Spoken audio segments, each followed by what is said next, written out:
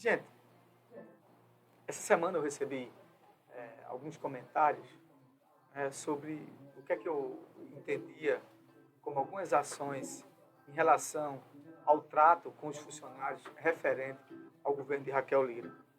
E aí a gente começa a analisar, a gente está muito perto, temos aqui funcionários do Estado aqui em São Vicente, nas cidades circunvizinhas e dentro do Estado de Pernambuco também.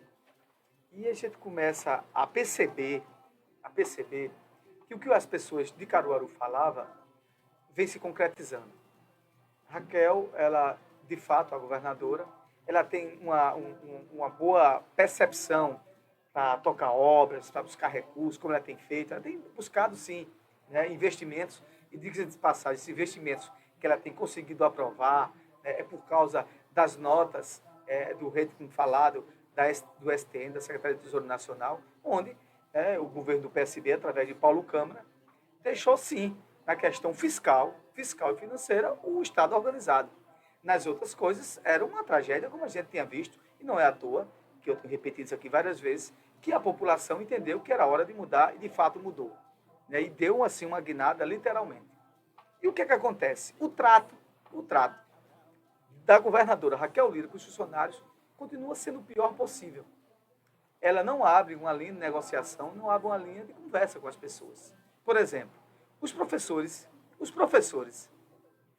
do Estado decretaram greve a partir agora do dia 25 de julho. Né? E em assembleia, por quê? Porque ela simplesmente não mandou uma mensagem para a assembleia e onde colocou alguns professores, incluiu dentro do reajuste, que é o mínimo do piso, né, da referência de percentual do piso, e outros professores não colocou, alegando que esses professores, eles eram de seleção simplificada, eram contratados. Só que não existe esse alinhamento, né? Professor é professor, e esse pessoal não foi feito contratos diretos, passaram sim por uma modalidade de concurso que se chama seleção simplificada, e essa seleção simplificada é aprovada por lei. A pessoa faz prova, faz tudo, pensa os títulos, né? Faz junção, soma os títulos que tem, e nessas pontuações ele é chamado depois desse processo. É um processo limitado, não é um processo feito do efetivo que gera estabilidade, e você fica ad eterno no governo, só se você fizer algum ato ilegal dentro daquilo que você trabalha, se abre um inquérito administrativo, e aí você já conhece como funciona. Isso aí estou falando dos professores. Os policiais civis é outro problema também. Os policiais civis estão também em estado de greve, porque até agora, não houve sequer uma conversação, um processo de diálogo com os profissionais da área, os policiais civis.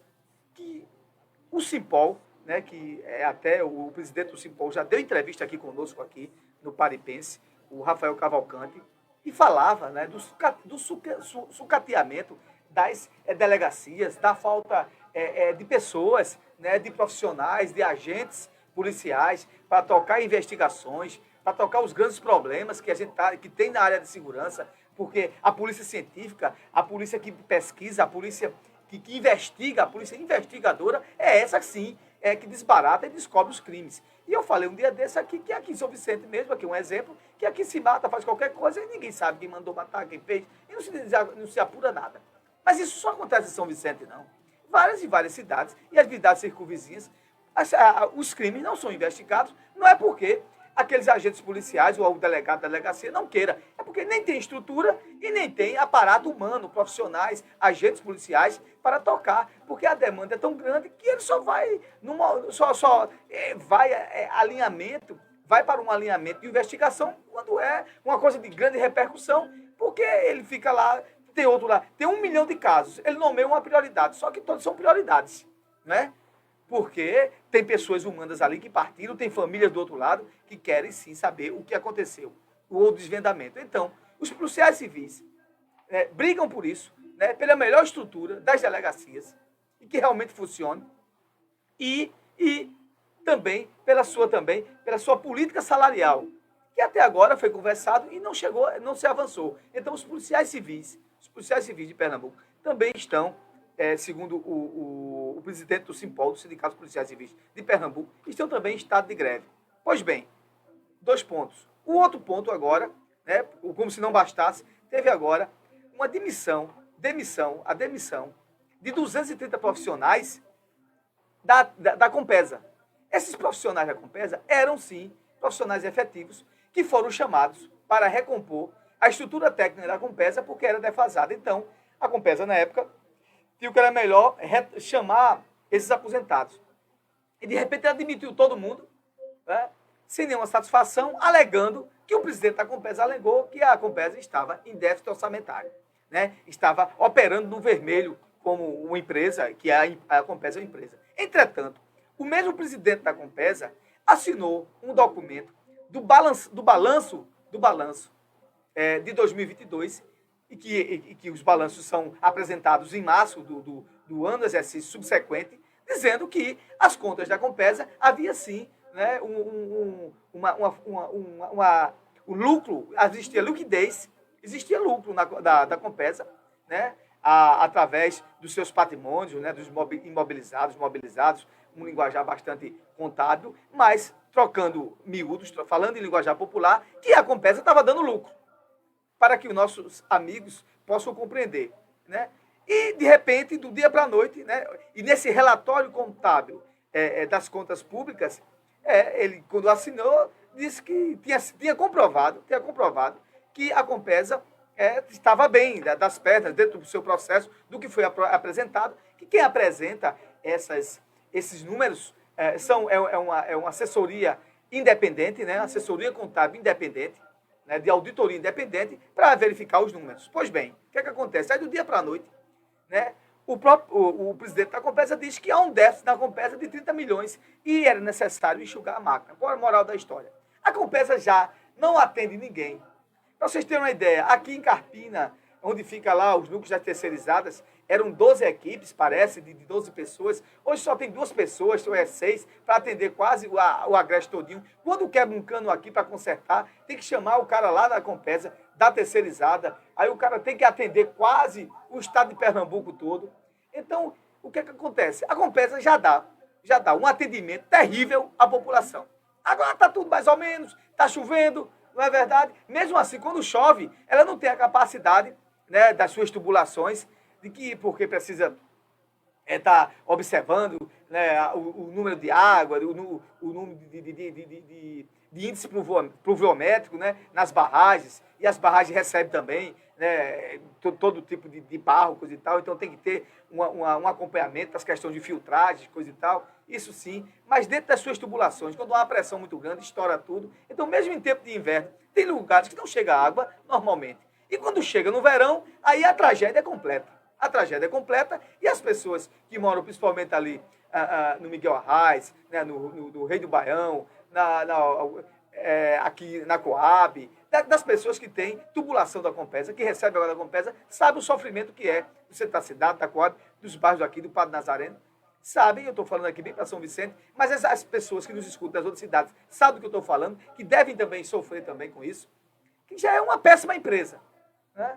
Já é uma péssima empresa no sentido de dar atendimento à população naquilo que ela se prontifica a fazer, né? Que é o abastecimento d'água, né, nas casas da população.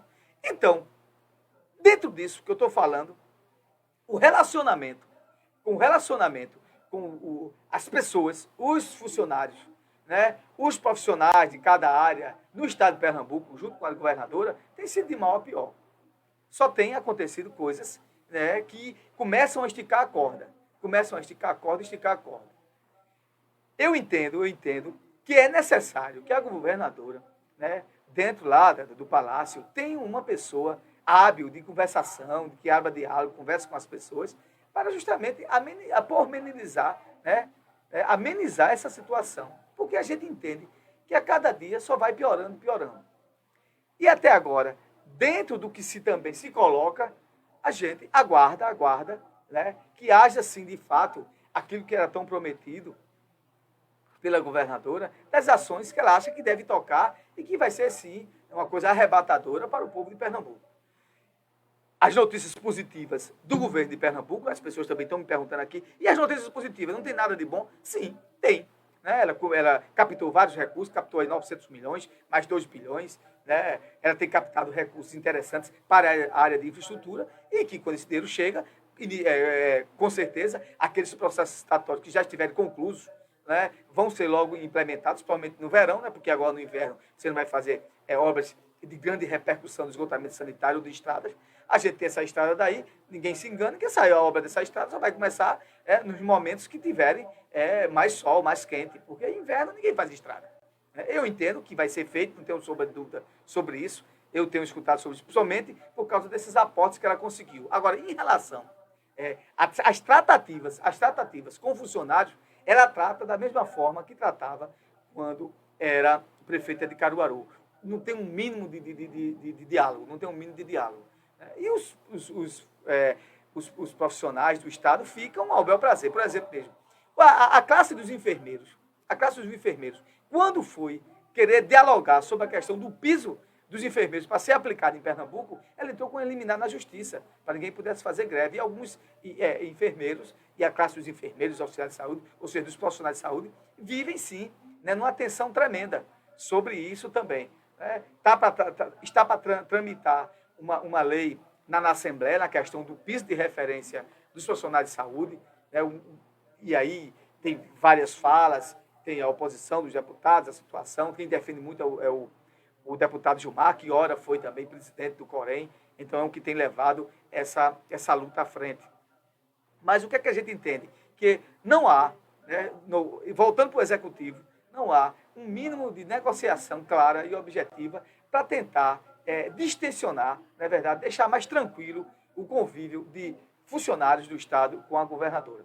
E olha, é muito ruim que profissionais de segurança pública, e agora eu estou falando de profissionais de segurança pública, de policiais civis, façam esse tipo de movimento. Por quê? Na outra banda do negócio tem também os policiais militares, que estão calados, associações, coisa e tal, de policiais militares, mas já existe na corporação, falando sobre a questão dos percentuais de aumento que não foram ainda, não foi enviado nada para os militares ainda, para os praças, no caso que a grande demanda são os soldados, quando eu falo os praças, são os soldados, para realmente ter o quê? Ter a política de reajuste salarial também para os militares. E quando os policiais civis fazem greve, já é um problema, não se investiga nada. E os militares que fazem também as ações de prevenção, eu não estou dizendo que vai ter greve, é isso que eu estou dizendo que é bom se precaver quanto a essas coisas, porque daqui a pouco isso fica se contaminando. Já tem uma classe de profissionais que decretou greve, tem outra que vai entrar em mobilização, tem o pessoal da Compesa, tem o pessoal tem o pessoal dos serviços essenciais, Detran, coisa e tal. Daqui a pouco a gente vai ter quase uma greve geral de todos os funcionários do Estado de Pernambuco. Não é? E a governadora tem que sentar, conversar, né? Ter pelo menos, me dê um tempo, estou começando agora, assumir o governo do Estado, estou tentando resolver outras prioridades. Não custava nada ter essa palavra. Não custava nada. Isso é louvável, é democrático isso aí e é republicano.